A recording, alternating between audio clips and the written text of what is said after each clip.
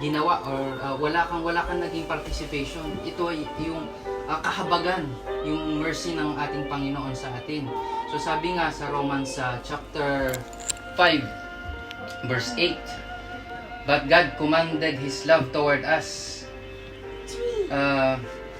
Yes, But Lord. God commanded His love toward us in that while we were yet sinners, Christ died for us. So ibig sabihin, may Diyos na, may Kristo na namatay sa atin, bagamat tayo ay makasalanan pa. Much more than, sa sumunod na verse niya, much more than being now justified by His blood, we shall be saved from wrath through Him. Ibig sabihin, tayo ay maliligtas dahil ginustified ka na ng Panginoon, pinalaya ka na niya sa pamamagitan ng tumigis na dugo ng Panginoon. Kumbaga, nilinis na niya ang iyong kasalanan sa pamamagitan ng pagkamatay ng ating Panginoon Jesus sa krus. So, kung alam natin na tayo ay mahal ng Panginoon, kung alam natin na tayo ay isang makasalanan, at dahil sa kanyang pagmamahal ay ibinigay na niya ang kanyang bugtong na anak, ano ang dapat nating gawin para makamit natin yung sinasabi nga na eternal life? What do you want to So play? sabi nga sa Romans chapter 5 verse, meron ako bibigay sa iyo, nandito rin siya. Romans chapter 10 verse 9. I don't know if it's there. Romans chapter 10 verse 9. It says that if thou shalt confess with thy mouth the Lord Jesus and shall believe in thine heart that God hath raised Him from the dead, thou shalt be saved. Ikaw ay maliligtas. Na kung i-confess mo sa pamamagitan ng iyong bibig na ang Panginoong Hesukristo, na ang Diyos natin ay ang Panginoong Hesukristo, at kino-confess mo at naniniwala ka sa iyong puso na ang Diyos Ama ay binuhay siyang muli ng ikatlong araw yon, na binuhay siyang muli, yung ikaw ay maliligtas.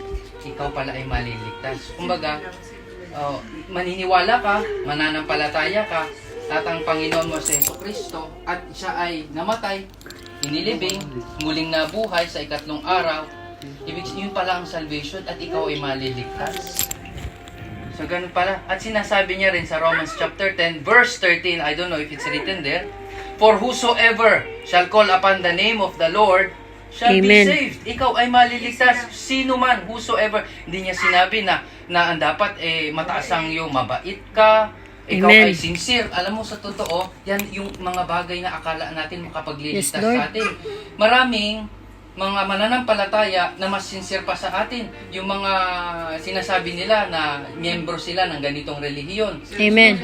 Lumuluhod, mas sincere pa yan. Pero dahil mali ang kanilang Paniniwala. paniniwala, prinsipyo, hindi sila maliligtas. Ang edukasyon hindi rin makapagliligtas sa atin. Amen. Ang relihiyon, ang simbahan, ang baptism, hindi yan makapagliligtas. Amen. Ang baptism is just ang first obedience mo sa Panginoon, na ikaw ay pinapakita mo sa Kanya na ikaw ay tagasunod niya bilang disipulo niya. So, Amen. sinusunod mo ngayon yung hakbangin na ginawa ng Panginoon, kung saan nagpabautismo rin siya kay John the Baptist bago Amen. niya sinimulan yung kanyang mission sa buhay na magpangaral ng salita Yes, ng Lord. Panginoon. In Jesus' name. So, sa gabing ito, gusto ko lang tanungin ka, sis, na ikaw ba ay naniniwala at handa ka ba na tanggapin ang ating Panginoong Hesus bilang inyong Panginoon na tagapagligtas, na siya lamang ang daan, ang totohanan at ang buhay, at wala nang iba. Hindi ang simbahan, hindi ang ano-ano mang mga bagay sa mundo. Amen. Amen. Ako'y natutuwa naman kung gano'n. Praise the Lord. Amen. Kasama natin sa langit. Amen. Pag tinanong ka na ngayon kung saan ka, if you accept Jesus, saan ka mapupunta? Sa langit.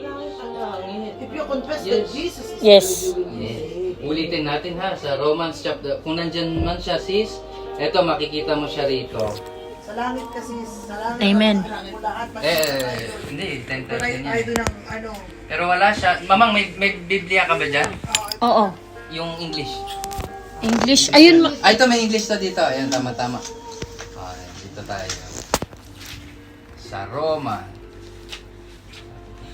Jesus name. Jesus, ayan. Yun lang pala season, wala mo kahirap-hirap. Wala, hindi. Pero, kaya tayo mababago ng ano, yung buhay natin. pag tinanggap mo na si Lord, unti-unti ka na niyang babaguhin. Amen. Ang banal na espiritu ang siyang babago sa atin. Yes, Lord. Dahil sabi nga ni Jesus, mas nararapat lang na siya ay pumasa Diyos na upang ibigay niya na sa atin yung kanyang yung susunod na hahalili sa kanya, which Amen. is yung tinatawag niyang comforter, Yes, Lord. yun yung banal na espiritu.